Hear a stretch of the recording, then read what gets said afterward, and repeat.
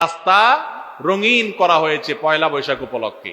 আল্লাহ তাআলা এই অপসংস্কৃতি থেকে আমাদেরকে সবাইকে রক্ষা পাওয়ার তৌফিক দান করুন। বাঙালিয়ানার নামে হিন্দু ধর্মের কৃষ্টি কালচার মুসলমানদেরকে চাপিয়ে দেওয়ার যে অপচেষ্টা, হাওয়ারে বুকে আলফোনাইকে গিনেস ওয়ার্ল্ড বুকে নাম লেখাতে যাচ্ছে বাংলাদেশ। হ্যাঁ প্রিয় দর্শক, কিশোরগঞ্জে মিঠামই 0 পয়েন্ট থেকে অষ্টগ্রাম 0 পয়েন্ট পর্যন্ত আলফোনাইকে আঁকছেন প্রায় 14 কিলোমিটার পর্যন্ত। হ্যাঁ প্রিয় দর্শক, প্রায় 14 কিলোমিটার পর্যন্ত। রাস্তাটা এমনিতে কিন্তু অনেক সুন্দর।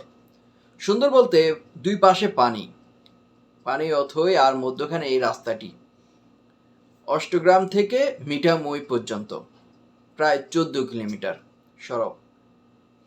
আলফোনা রং দিয়ে তো আঁকছে, তাই না?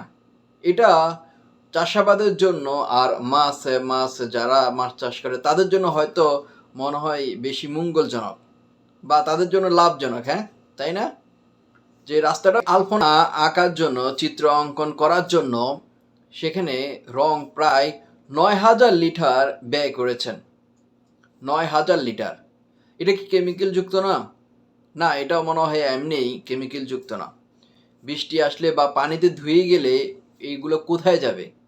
এই দুই পাশে যে পানি আছে, চাষাবাদের জায়গা আছে, সেখানে যাবে। যারা মাছ চাষ করে সেখানে যাবে, তাদের জন্য হয়তো লাভজনক। যাই হোক, ওইদিকে নাই বা কিলাম, আপনারা আপনাদের মন্তব্য কমেন্ট বক্সে জানিয়ে যাবেন। শুধুমাত্র আমরা গিনিস ওয়ার্ল্ড বুকে নাম লেখানোর জন্য এই কাজটি করলাম। আরও তারা নাকি কলা বিজ্ঞানের বিভাগে, তারা কলা বিজ্ঞান মানে কলা বিজ্ঞান বিভাগের শিক্ষার্থী মানে কি বলবো, তারা নাকি আরও উপদেশ দেয়।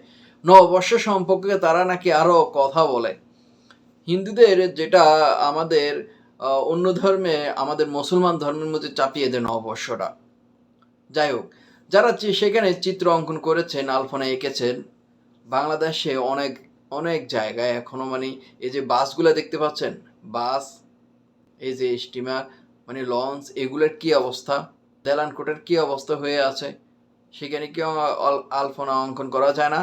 ট্রেনেরগুলো কি অবস্থা দেখতে পাচ্ছেন, ট্রেন একটুও রং নাই, রং ওইখানে নাই। তাহলে মিঠামই অষ্টগ্রাম সেখানে কিশোরগঞ্জে সেখানে 9,000 লিটার রং সেইখানে যে মানে অপচয় বলতে তারা আনন্দ করেছে।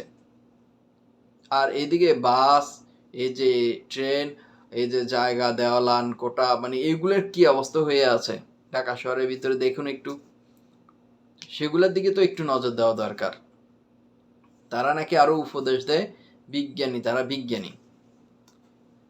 যাই হোক, আমি এখানে বিরূপ মন্তব্য কেন করলাম, জাস্ট আপনারা একটু ভিডিওটা মনোযোগ দিয়ে শুনলে আপনারা, বা যদি আপনাদের মাথাটা একটু খাটান তাহলেই বুঝতে পারবেন।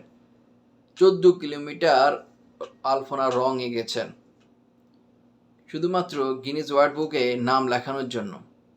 পরবর্তীতে যে এই রংগুলা কোথায় গিয়ে যাবে, কোথায় শেষ হবে? কেমিক্যাল যুক্ত রং। কিন্তু চাষাবাদ কিন্তু অনেক হবে, ফল মানে বড় পোষণ, আরও ধান উৎপাদন বেশি হবে, মাছ চাষ বেশি হবে। হ্যাঁ সেটাই। আর এদিকে বাস, ট্রেন, এই যে ওইদিকে দালান কোটার কি অবস্থা হয়ে আছে, ওইদিকে চিন্তা করার দরকার নাই। হ্যাঁ প্রিয় দর্শক, ভিডিওটা যদি ভালো লাগে অবশ্যই শেয়ার করে দিবেন। আর হয়তো অনেকের কাছে এটা খারাপও লাগবে যে তাদের বিরুদ্ধে, আমি কারোর বিরুদ্ধে কথা বলি না, পজিটিভ কথাগুলা বলতে চাচ্ছি, জাস্ট এটুকুই।